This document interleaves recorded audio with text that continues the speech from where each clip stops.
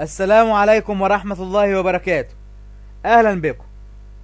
إن شاء الله هذه الحلقة هتكون بعنوان من كاتب سفر التكوين. يقول المدخل إلى سفر التكوين للآباء اليسوعيين صفحة 66: لم يتردد مؤلفو الكتاب المقدس وهم يرون بداية العالم والبشرية أن يستقوا معلوماتهم بطريقة مباشرة أو غير مباشرة من تقاليد الشرق الأدنى القديم، ولا سيما من تقاليد ما بين النهرين ومصر والمنطقة الفينيقية الكنعانية.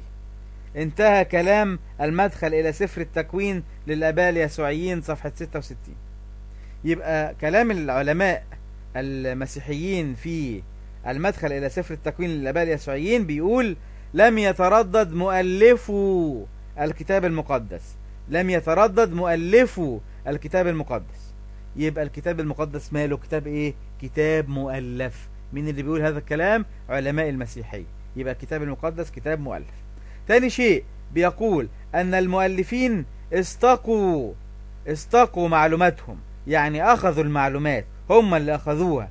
يبقى العلماء ما قالوش أنه وحي ولا إلهام ولا أي شيء، قالوا أن المؤلفين استقوا معلوماتهم بطريقة مباشرة أو غير مباشرة. تمام؟ يبقى المعلومات كانت من مصادر المؤلفين وليست وحي من الله.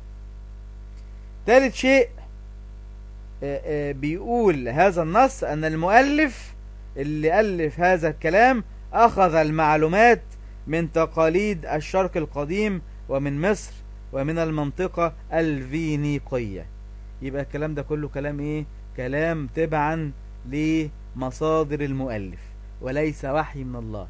يبقى بكده أثبتنا ان سفر التكوين هو كلام مؤلف وليس من كلام الله. نستودعكم بالله، والسلام عليكم ورحمة الله وبركاته.